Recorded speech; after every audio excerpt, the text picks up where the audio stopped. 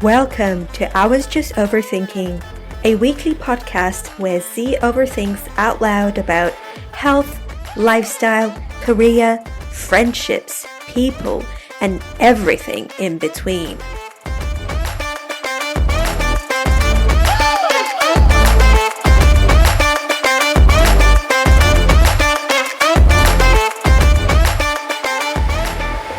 You go on Instagram, watch someone's story, and then after a couple of minutes or hours, you start feeling bad about yourself. Facebook, Facebook was a thing back in our days. Unfollow the supermodels, unfollow YouTubers, influencers, whoever.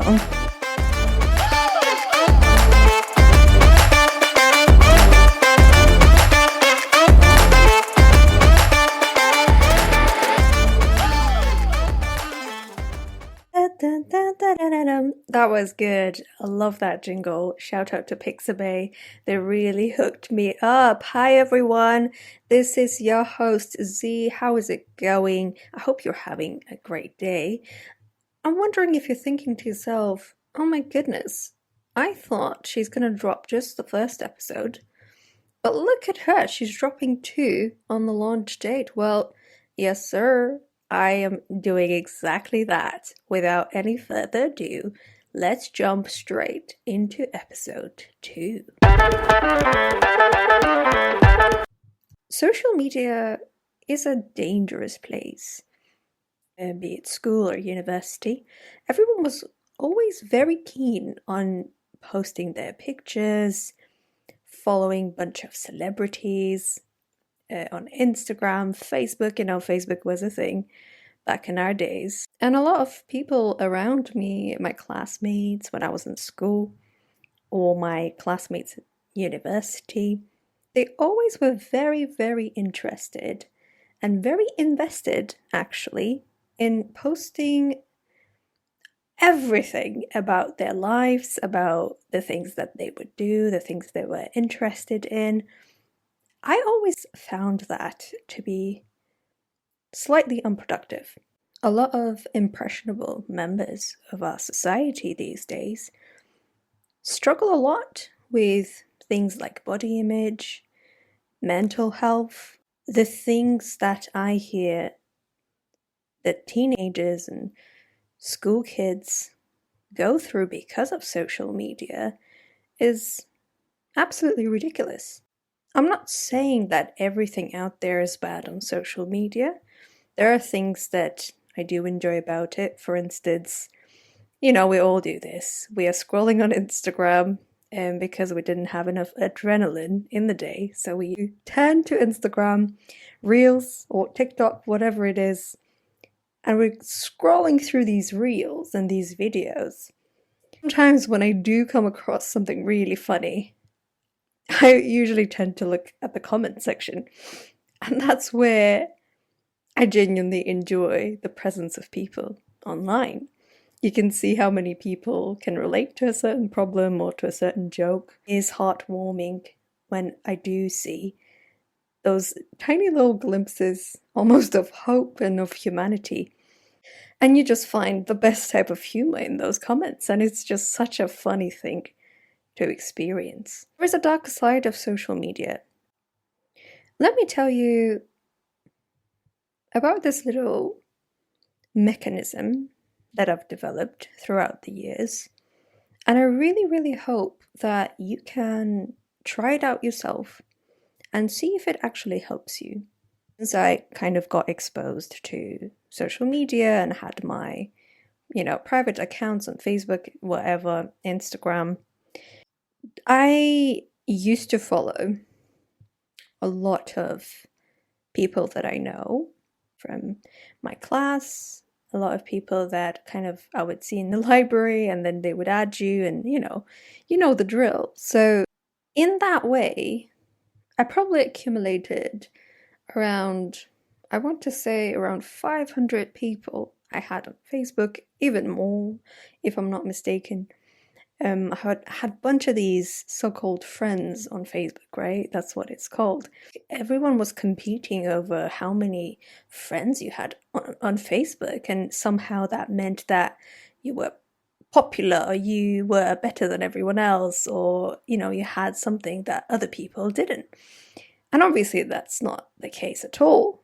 I've realized that the less people you have in your life, those select few close people you have in your life, that is so much more than having hundreds and hundreds of friends or followers on Instagram or Facebook. They won't be there for you. Let me just say that straight out. When you die, none of those friends, maybe very few, the ones that actually kept by your side, they will be there, but the rest of them won't. So if you are listening to this and you're one of those people who feels sad about, oh my goodness, I don't have many friends, or I don't have a lot of followers on Instagram, I'm telling you, you are so much better off without fake friends and fake people on your profile. The way I managed to control what I consume online is through a very careful selection process. What I mean by that is I started removing every single person that was following me or I was following them, every single person that I thought, okay, I don't really speak to this person, I know this person, I don't speak to them every day, I don't really need to see their stories, their posts, it doesn't add any sort of value to me or in my life. So I started getting rid of those people on my socials.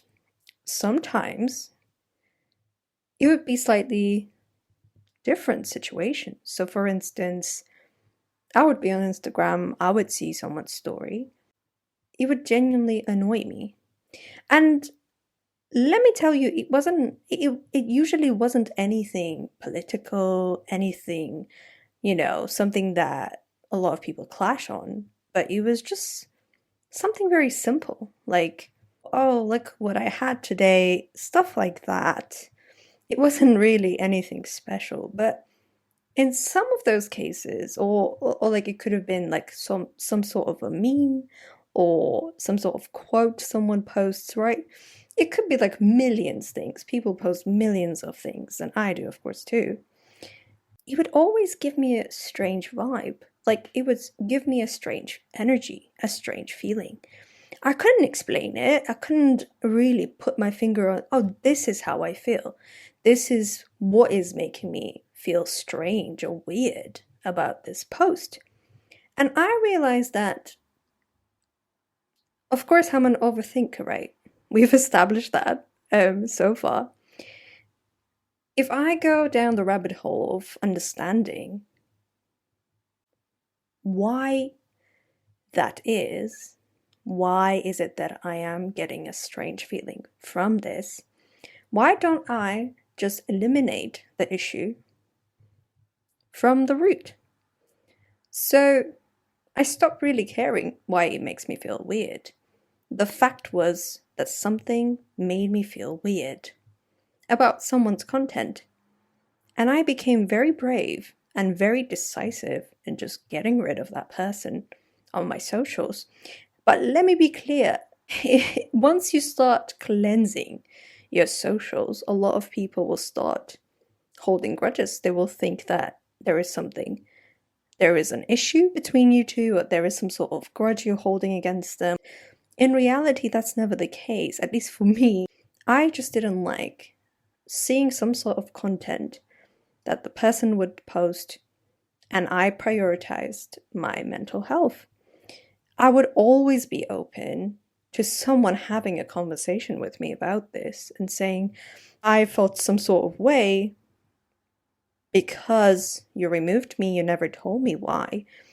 First of all, my perspective is always that I am gonna do the right thing for my mental health, and that should be a priority. I'm happy to have that conversation with anyone who's ever experienced that from my side. And I think it happened like a couple of times. But usually people were understanding. I mean, even though I couldn't really specifically tell them why I did it, or what were the exact reason, people usually understand because that's where communication comes in. And it's really important that you specifically set out to a person that, listen, my mental health is everything to me. I need to prioritize it. There is literally nothing personal in what I'm doing. This is just something I need to do for myself. And that's it. So that's how I started to slowly control what I consume. And that is important simply because no matter what you are consuming online, you need to be self-aware and you need to be aware of what type of energy it leaves you with. How does it affect your day? How does it affect your mood? Do you go on Instagram, watch someone's story, and then after a couple of minutes or hours, you start feeling bad about yourself? Is that really healthy? Those are the type of questions I encourage you to start asking yourself, if you don't already. Another way in which I control what I consume, aka how I stay unaffected by what I consume on social media, is making sure that I do not follow any page, any celebrity, some sort of famous person, whatever it is. I just make sure I don't follow it. I follow really less people. And I only follow people that I can genuinely, energetically align with. And I think that's really important. Don't get me wrong, it is good to challenge your beliefs. However, you should not feel forced to accept some sort of agenda just because it's being thrown at you. I think that's extremely important. And for me, not following celebrities, famous people, is actually a very multi-layered thing. But let's get into it. Try this out. If you are following some sort of supermodels or celebrities or singers, artists, whoever, try and following them for a couple of months and tame the need to, go into their Instagrams and look what's happening, look at what's going on with them, whatever it is, right? Whatever it is that you do with that content that they put out into the world. Get a bit of a social media cleanse. Unfollow the supermodels, unfollow YouTubers, influencers, whoever, unfollow them. I really encourage you to do that. And after maybe a month or two, check yourself and see how you feel about yourself. I bet that you will start feeling self-confidence. You'll start remembering your own opinions. You'll start remembering how you want to dress. You're going to start remembering what you want to do and how you want to do it and how you talk. Because people, we are extremely impressionable beings. I notice it about myself all the time as well. The other day, I met a friend that I've known for so long, for years and years. I come back home. And then, I was at work, I was doing my thing, and I started noticing how in that 1 or 2 hours I spent with her, I picked up so many phrases that she was using, or so many mannerisms that she was using. It's not a bad thing, it's a beautiful thing, because if you do stay in touch with your friends, they always carry a piece of you. And you carry a piece of them within you. And I think it's absolutely amazing. It's a very beautiful phenomenon. However, in a context of social media and the amount of content that is thrown at people, it's really, really crazy. The amount of sensory overload that we experience on a daily basis is not normal. It's not normal for a human being to consume so much information at such a high speed and pace every day. So I encourage you to try it out. Try unfollowing celebrities, supermodels, whoever, and check yourself. See how you feel about yourself. You will start prioritizing things that you like. We are now in the Q&A segment of this episode. Follow cpod.cast on Instagram to submit your questions every week. The first question is from 12 Ushan, and the question reads, are we using social media, or is social media using us? We opt into propaganda and targeting. It's a great question. I think social media definitely is using us. At one point, I hope everyone realizes that nothing is free in the world. The amount of tracking and the amount of data that is being collected by these social media platforms is carefully analyzed and is used for advertisements and so on. So yeah, definitely I think social media is using us. I think we abuse it as well. I think we abuse social media. At the end of the day, how much ever enticing it is to use Instagram because it gives us like that fake sense of dopamine whenever we scroll. Obviously, there is a lot to it. There's a lot of behavioral science that goes behind it. You could think to yourself, oh, this is a cute feature, or double tap to like it, or, to switch from a reel to a reel, you need to do that swipe motion. But actually, there is a lot of data and science behind why those features are designed in that way, because it gives our brain a sense of achievement. So regardless of how enticing and how well thought out these apps are, these platforms are, I think we should be strong. I think we should control, as I said earlier, we should control what we consume. We should be in charge of what we receive, because at the end of the day, it's our mental health that is being affected by it. It fundamentally changes the way that we view ourselves. It fundamentally changes how we feel about ourselves. It changes our opinions. It changes the way that we view the world. It becomes this almost skewed way of looking at the world from millions of other lenses. And obviously, in this whole process, it's very, very easy to get lost and forget about who you are and what you actually believe in. So thank you so much for that question. The next question is from shiv.k_97. How do you draw the fine line in believing them versus yourself? I think this is a perfect question to kind of follow up on the first answer. I think it is definitely hard, especially when you don't have these mechanisms where you do control what you consume online and on social media. I think when you do have good mechanisms of being self-aware and reading yourself as you consume this content online, I think you're in a good position. Because if you are aware of how things affect you on social media, I think that's where you start remembering what your own opinions are.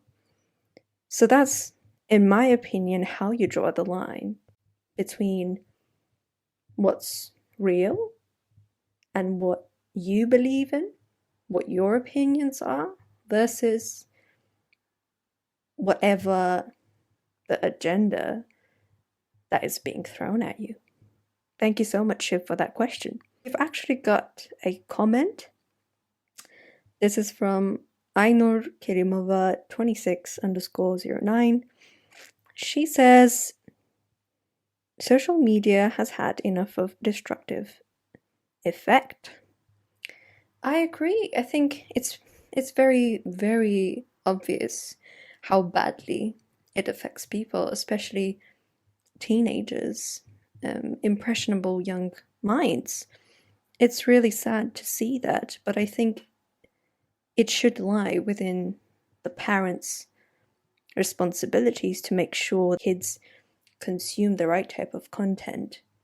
Because I don't think it's realistic to say that any parent at this point, at this day and age, can stop their kids from consuming anything online. If you can, completely applaud you. And if you can't, I think there is ways of controlling whatever your kids are consuming online.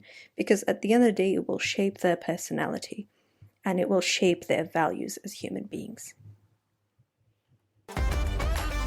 And that is a wrap for this episode. Thank you so much for joining Z. If you enjoyed it, share the episode with someone who you think would like it too. And follow me for more on Instagram at zpod.cast. Until next time, don't overthink too much and take it easy.